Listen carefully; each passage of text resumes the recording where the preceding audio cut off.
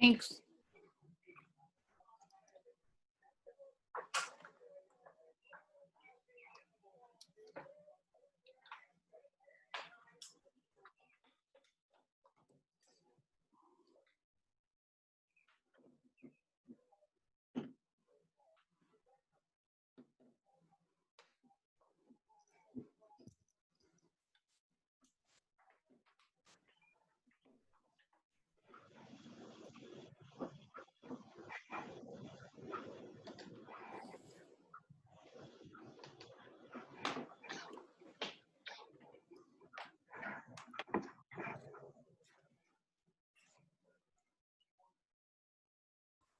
Morning. Good morning. How is everybody? Good. Good. Glad to hear it. Good morning. Good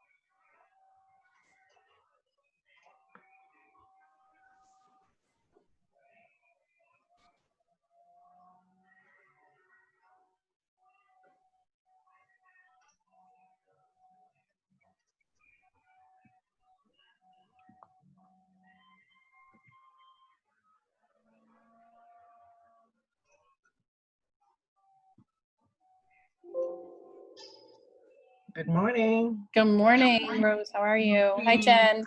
Good. Trying to change my background here. It was National Hamburger Day. Oh yeah, that was yesterday's. I usually change it in the morning, so now I gotta change it. That's funny. Remove all these windows out of the way.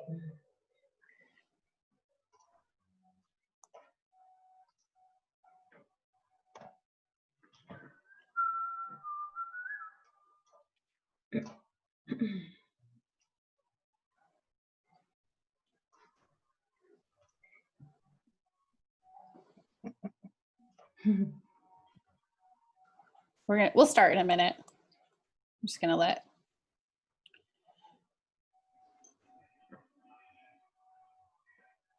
Yeah, I know our teachers are used to starting at 9, not 8:30, so I'm sure some people are late. I bet. I mean, everyone's on the computer, obviously, but Right.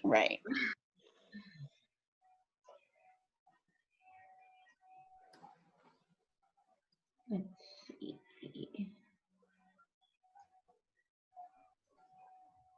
Oh, it's National Paperclip Day. Interesting. That's interesting that there's a day for that. I know. I'm a little surprised that there's a day for that. Own day. Yeah. Let's see. There's usually a couple that I can choose from. Do you get that from the national? Yeah, the national calendar. Yeah. Oh, seems to be a different link today. It's a great conversation piece when I jump in a classroom. I bet. So yeah, I use Seesaw obviously, but I'm using Google Classroom more. Mm-hmm. Grades, 3 to 5. So I thought this would be a nice little refresher. Yep. And then I'll go to Yeah. the Google Classroom one next. Yeah, and we're using exclusive. We're exclusively using Seesaw. Anything that you're doing, I'll come to. You're so sweet. All right. Good morning, everyone. All right. So let's see a few folks in here. So I'm Tracy. I'm the library media specialist at IMS.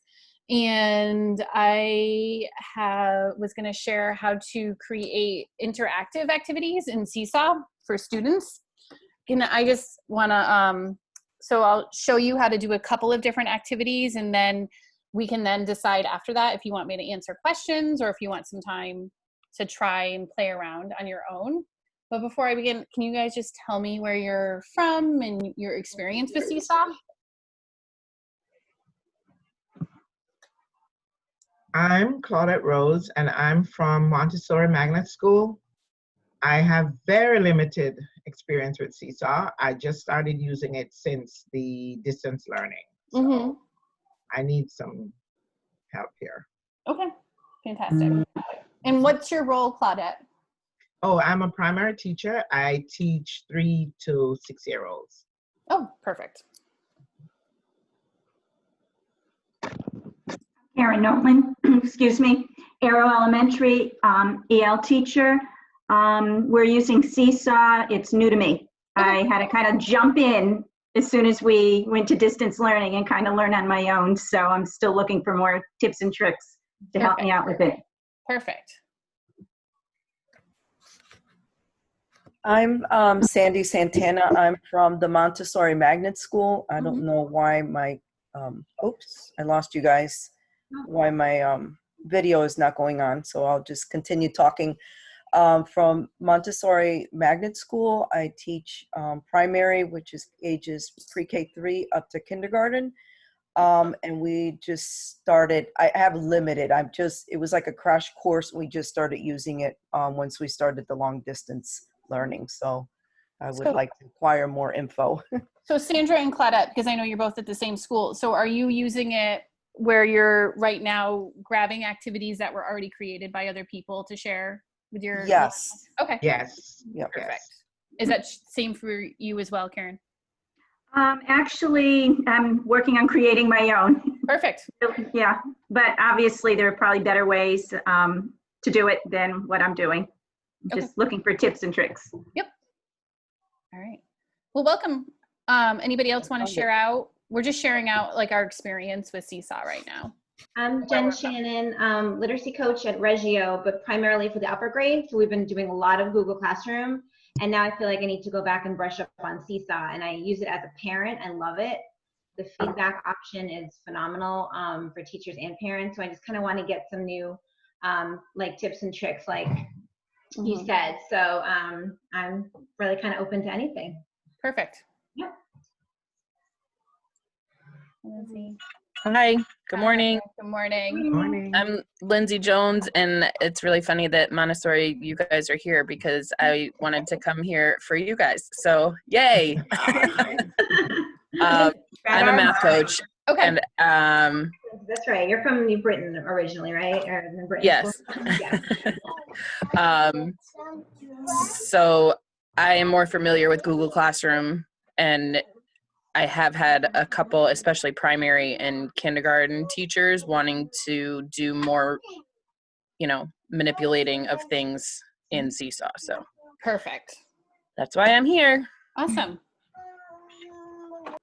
Take maybe one more minute for folks to share out where they're from and kind of experience with Seesaw. I'm Lindsay Russell. I'm from Montessori. I don't know if my colleagues already introduced themselves, but it looks like 4 out of the 5 of us primary teachers are here. And we teach pre-K 3, pre-K 4, and kindergarten combined classrooms. Fantastic. I'm also from Montessori Magnet as well. I didn't share yet. So thanks for the introduction there, Lindsay. You're welcome. Hi, I'm Maridalis Lopez. I'm an EL teacher from Glastonbury's Harvard Magnet School, and this is all new to me. I have never used Seesaw before, and now that we're using it, I think that this session will help me a lot. Fantastic. Thank you so much for sharing. So I'm going to get started just because we have limited time, and Jen and Amber have worked with me and know that I like to chat sometimes, so I can like go on and on. So one of the nice things about Seesaw activities is that they get assigned to students. You can choose which students they get assigned to, and they can range in the degree of interaction that students can engage in. And I'm going to show you a couple of different ways you can build them, where it's a simple draw on option, and another one where they can actually move pieces around on the board. And so I'm really going to focus more on the building of the movable pieces a little bit more. And then if you have questions after that, I'll definitely take some questions, or if you want to just be like, hey, I want to play around with this, you can do that as well. So I'm going to start, and I'm going to share my screen with you.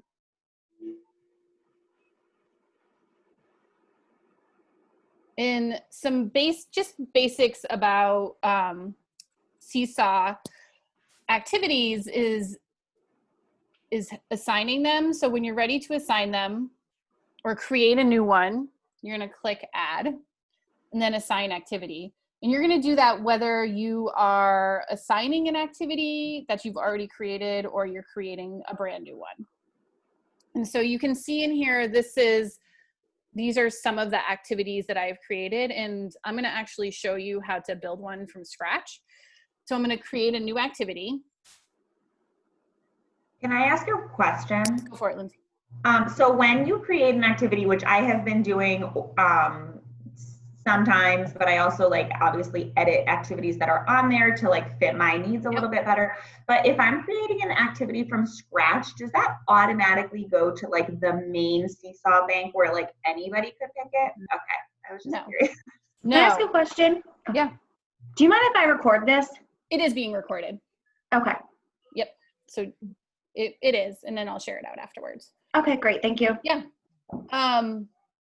No, so only Seesaw ambassadors can share activities to the bigger Seesaw community.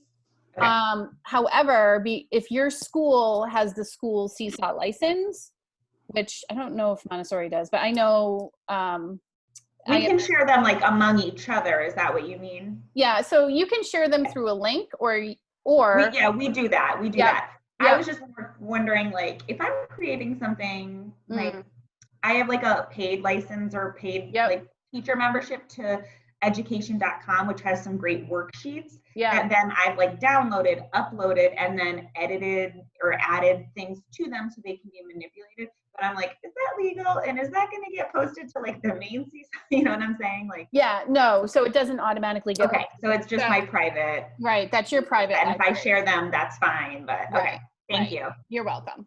And that's kind of what I'm going to start with, is just showing you how to upload an activity worksheet and just have the kids be able to edit and write on it. So this is one that I have created around resources. And I can share more specifics later if you have questions about how I created the resource. I really just want to focus more on uploading the activity and adding directions and all that good stuff.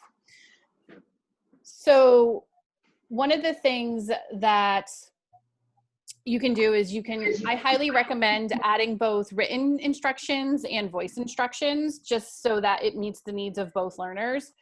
And so for this one, I want students to circle the items that are a resource.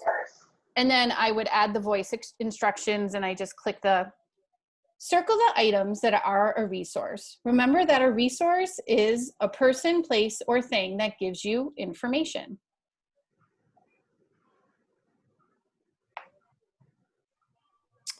And it always takes a tick, and you can listen to it to make sure it sounds exactly the way you do. I don't know about you, but I hate listening to my voice. And then you can trash it if you want to start over. And now I don't have multimedia instructions for this one, but you can add those, and I'm going to talk more about those afterwards. So I'm going to add a template, and I'm going to upload something that I've previously saved. So I'm going to upload it. I'm really uploading a worksheet for them, and I'm going to choose it from my computer, or you can choose it from your Google Drive, whichever works for you. My Google Drive happens to be connected to and because I haven't been connected to the internet, it's not.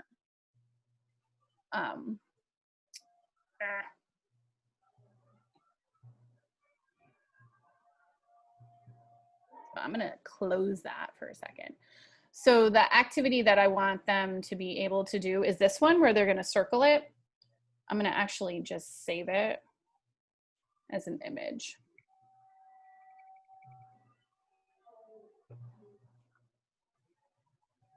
There we go. And I'm gonna upload it.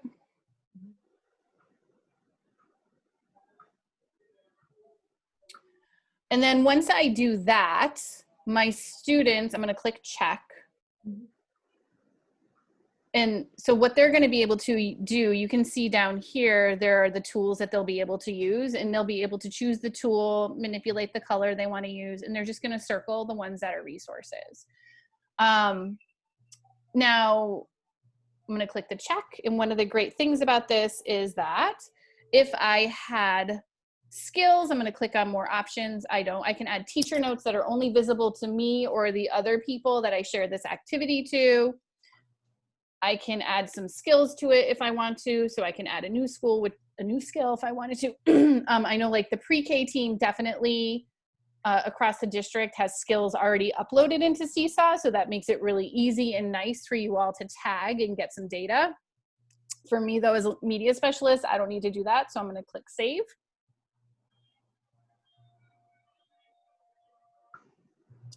And then this is what it's kind of going to look like for the students. And this pink heart here means that it's automatically added to my activity library. From here, I can assign it, and I can choose the students or the folders. So for example, this is one that I typically use with kindergartners, and then I use with first graders as a review, like kind of as an like just a quick check-in to make sure that they remember what a resource is. So I'm going to click over here where it says edit students, folders, and skills. And there might be some students that I only want a couple of them to do it again. And so I'm just going to click their names. I like how you have your kids' pictures. Yeah, so that's their classroom teacher, which is really awesome that I love it when the teachers do that, especially because I didn't know that was an option. Yeah. In pre-K and K, we get so many new kids. Mm-hmm. And then I'm going to put it in my folder. And one of the nice things about that is that it makes it easier for me to then later go and find what I'm going to correct, and see what students have done. And I'm going to. So Tracy, is that something that you would set up like in the classroom when you're setting up the student roster, like and just upload their pictures there from like Power School, or just have them take a screenshot? Sometimes the teachers take their picture and then upload it. Yeah, okay. Because not everybody does that. I'm not going to assign this, but then I have the option of scheduling it to go out on a certain day, which I'm sure a lot of you are familiar with. So I can choose from the calendar which day I want it to go out, even what time I want it to go out. And when I'm happy with that, I'm going to click the check mark. And then it'll tell me right here, assign on May 30th at 8:14. I'm not going to do that because I don't want it to go out to these kiddos. They've already done this work with me before. But one of the nice things about that, and I'm just going to kind of show you because my son uses Seesaw, what it looks like on their end, not this particular activity, but like activities, because it looks similar to this. Can I ask a question? Obviously, we're not going to change anything really in the way that we're doing things this year, but next year, if we end up needing these resources, which it sounds like to some extent we will. Mhm. How does your school do it? Because we went really back and forth with like, we were brand new to Seesaw, like as of distance learning, which was its whole own learning experience for us. But we went really back and forth with like, is it better to have certain people who work with kiddos having their own classrooms, and then the children like, you know, can toggle. My son is in pre-K in one of my co-teachers classes, so I see it on the parent end too. But like, is it better to have multiple teachers in your classroom able to assign work, or have everybody have their own classes? Like right now, the speech therapists at our school, they only push out like Seesaw work once a week. So they are in our classrooms and they can assign work like in our classroom. But right now, special ed and interventionists have their own classrooms. Yep. But I think we've also seen that like potentially parents aren't super aware or haven't had enough practice using it to know that they need to like toggle between the classrooms, to check like, is there assignments from other teachers rather than just the main one? How does your school manage that? So I was pretty vocal in us keeping it the way that we had originally set it up. Like we're all co-teachers. So Amber and I are co-teachers in all the classes. The PE teacher is a co-teacher in all the classes. Okay. Yes, you have the option as a specialist or an essentialist to have your own class, but we decided during distance learning to not add that extra layer onto parents, because when you use Seesaw, right? Yes, they can toggle through and all that good stuff, yeah. Which I think older kids could do. Mm-hmm. And of course, my son's code is no longer working. Which older kids I think could do. However, because it's a new skill, I believe it's something that should be taught in the classroom. Mm-hmm. Especially because I mean, I don't know how many of you are parents, but even I'm a parent and I teach media literacy and I teach computer skills, and it is overwhelming on the parent end to deal with just getting the work done. Yep. Never mind all the other pieces, right? So during this time, we just decided we weren't going to add another layer for parents to deal with. We did talk about like, if this is something that we're going to continue doing, then we can teach the students how to do that when we get back to face-to-face instruction. Okay. Yeah, interesting. Okay, thank you. Yeah. So what's nice is that once the students complete the activity and they submit it, then it disappears from their activity feed, so they don't have to see it any longer, which is really cool. And that's a really, really nice feature. Has anybody done like a simple interactive activity like this where the kids can just circle items? Yep. Yeah. Mm-hmm. Questions about that part of it? All right. So I'm gonna go back into my library. Actually, I do have a question. Yeah. I noticed that your picture, your activity is much larger than what mine keeps showing up as. And then when they go to work on it, sometimes it's really teeny tiny. What's a better way to make it enlarged or big enough for them to see? So how are you saving? How is the image being saved? And that might be the issue. I'm thinking it's PDF. Yeah, that could be part of it. Shouldn't really be, but that could be part of it. Yeah, it's been an ongoing problem for me. So what would you suggest? I find saving things as a JPEG is just much more friendly and more compatible. Because it's crisp and it's larger, I'm noticing. And thank you. I think it's just more compatible, I feel, with Seesaw. Okay, great, thanks. Yeah.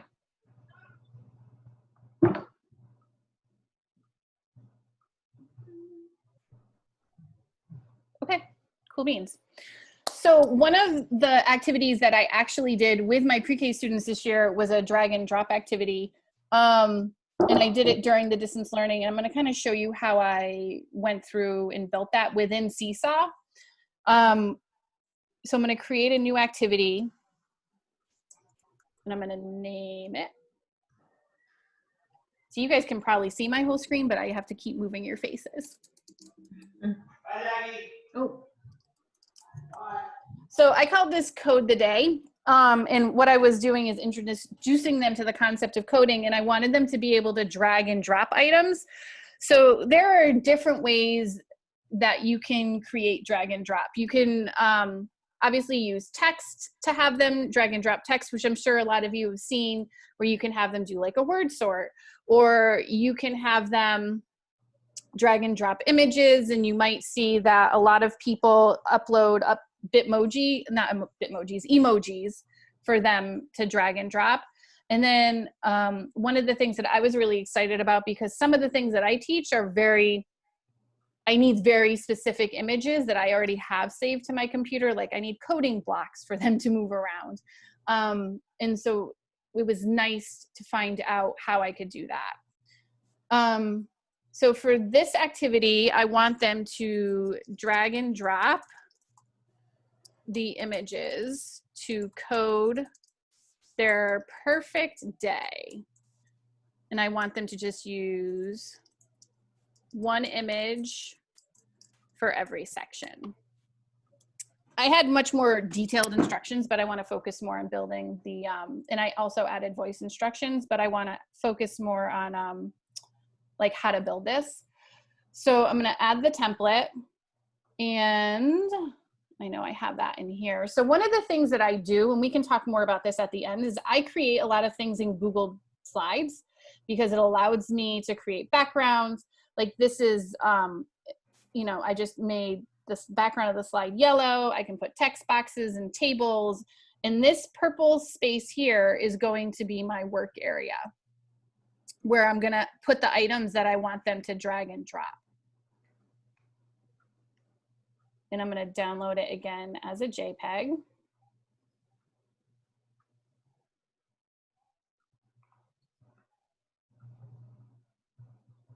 And I'm just looking at the time, so I'm gonna kind of combine two pieces in here. So when I go to upload this to Seesaw, just select it. And I'm gonna click that check mark.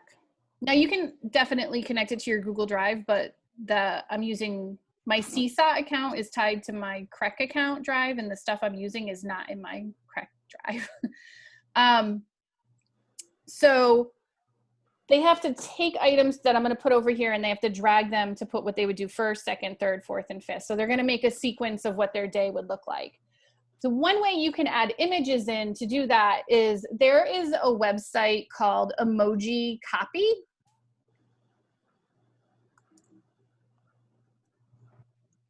.com. And what it has is it has all the emojis that are pretty much available on your phone. And it's just, I find them great for Seesaw activities, but they're also really fun, like a fun way to just infuse some fun in any content you create for all the kids, regardless of what age. So I know one that I want to add in there is swimming. And so I'm going to find a picture of somebody swimming. Let's see, I'm going to use that one. And you'll see it pop up down here. I'm going to click copy. And when I go back into Seesaw, I'm now going to click this text box, because an emoji is like a text box. And I'm going to paste that in. I'm just going to make that a little bit smaller, and I'm going to put it over here. So now the students, when they come in, they'll be able to move this and drag it to where they want. Now, one of the things you're going to notice is when you create an image, it has these 3 dots down here. And the only time you would lock it is if you don't want them to move it. But because this is an interactive drag and drop activity, I want to leave it the way that it is. You can duplicate it, which I love. So I'm just going to show you how to do that, because for this activity, I wanted them to give them the option to do the same thing all day. So I'm going to duplicate it, and then I'm just going to drag it and kind of stack it on top. So it looks like they're just layered. And what's cool about that is that they can drag as many as they want over until they're gone. Are there questions about that part so far? No, this is great. I was just typing back to Lindsay Jones in the chat, because like Okay. I always see them, and I can add emojis from my phone in the Seesaw app, but it is so tedious to do that, like on the little app, and then try to size them. And so this is great. Yeah, no, that's one of the things that I love. Are you ready to show us how to do like say we wanted to do like real pictures? Yes, like, I'm gonna, okay. Yeah. So let's say, so the camera, which is right here, I'm gonna click that and I'm gonna upload something. I have some clip art, but you can also use pictures that are saved to your computer. And I'm gonna use, I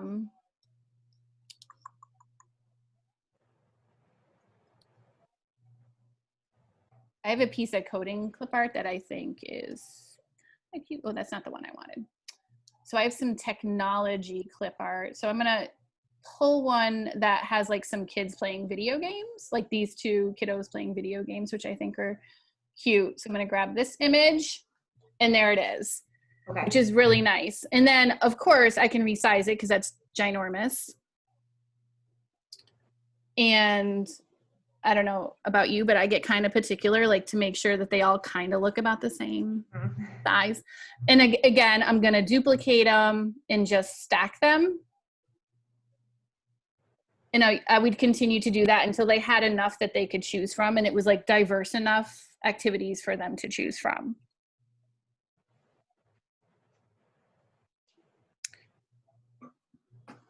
Questions about that so far?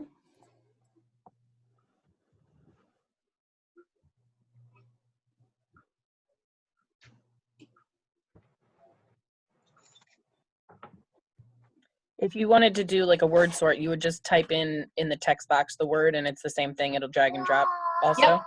Yep. So I'm going to show you a similar one that I have to that. Sorry for the roaring in the background. Oh gosh, no. So I am going to, so like, for example, I have one that is kind of similar. So I have this activity, which is kind of like a word bank activity where they would drag and drop it. And this one kind of is too, where they would label the parts. So I'm going to actually download that to show you.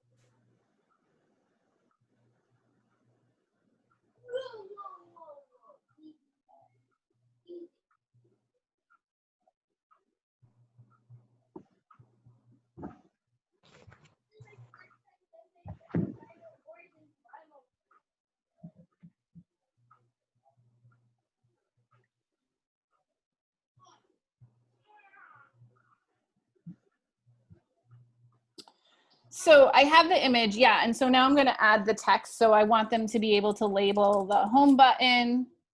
And then I'm just, so one of the things that drives me cuckoo is that once you type it, you have to click outside of it and then drag it to where you want it to go. That does drive me a little nuts. But, and then of course you can resize it. And then I want them to be able to label the power button. And then what an app is, where they would put the volume.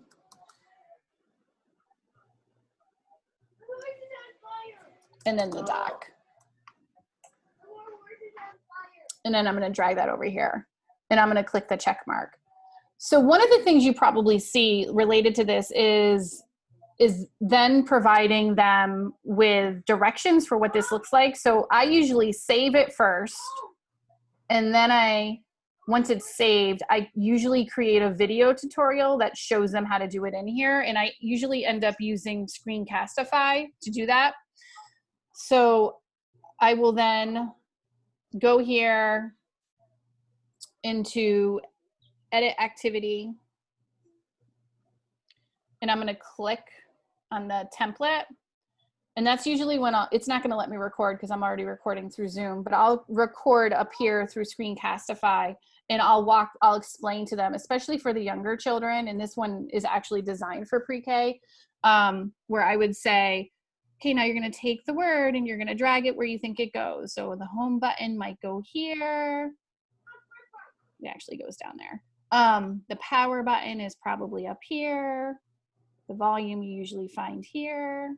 This is an app. And I wouldn't do the whole thing for them, but I would explain a little bit about how to do that, because for a lot of them, that's new and different.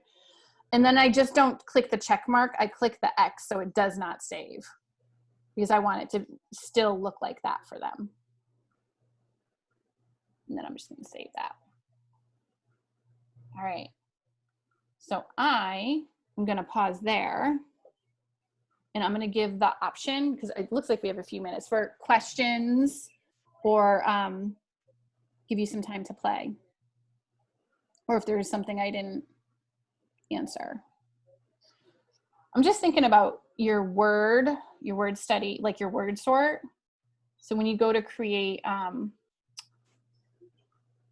new activity, what's nice about doing a word sort is that you wouldn't even have to create anything separate in anything else. You could actually just build it right in Seesaw. So you could create new, and like you see these all the time. And then create the template.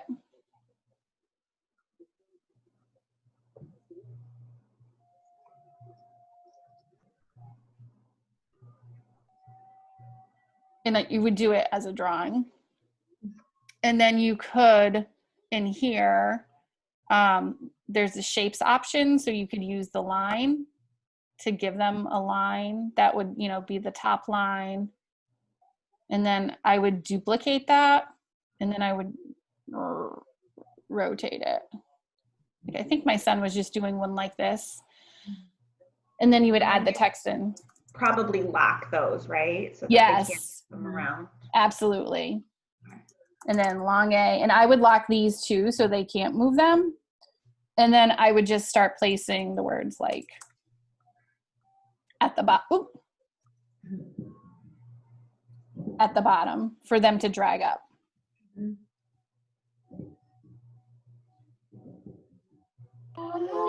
Tracy, do you have access to all of the classrooms, or yes. do you? Okay. Yes. So if I were to create something in my account in order to share it with teachers, do I have to be part of all 3 schools? No. I can just find them and share it with them. Yes. Okay. So I'm going to show you how you can do that. There's a couple of different ways you can do it depending on what kind of account you have and what kind of account your school has. So if you have a school-wide account, it's going to be a little different. One way that you can share it. That's so cool. Because, you know, sometimes I'll see kids drawing when they send me their stuff back. I work in pre-K3. Yep. And they will be actually drawing their picture. And it is so cool to see it actually happening. Yeah, it is very cool. Just great. Yeah. And Jen, I don't know how to answer you back. I'm trying to do the chat and I don't know how to do it. So let's say like this code the day one, there's a couple of different ways you can share it with teachers. One way, so these 3 dots right here, you can organize it for yourself in a collection, but where it says here, share activity, you can, because I'm an ambassador, I can share it to the Seesaw library. If you have a school account, one of the things that we can do is we can click share. We can choose which grade levels we want it to be shared with. We can attach a subject area to it, which just makes it easier for folks to be able to search for it. And what's nice about the way that once your school has a school-wide account, which is attached to our district, it automatically gets shared to both our district, where you can choose to have it shared to our district. You can just check it off, and or your school. And I'm going to click the check mark. And then when I'm ready, I would click share. That's one way you can absolutely do it.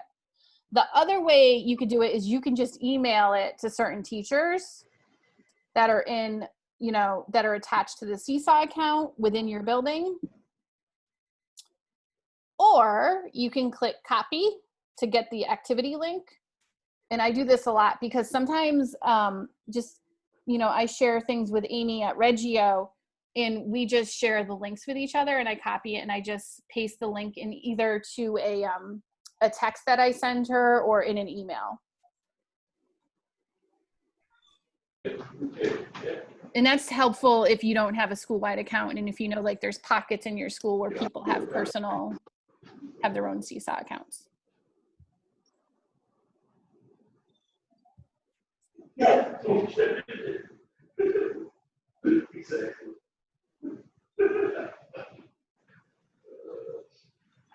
What other questions can I answer? I don't know. Yeah.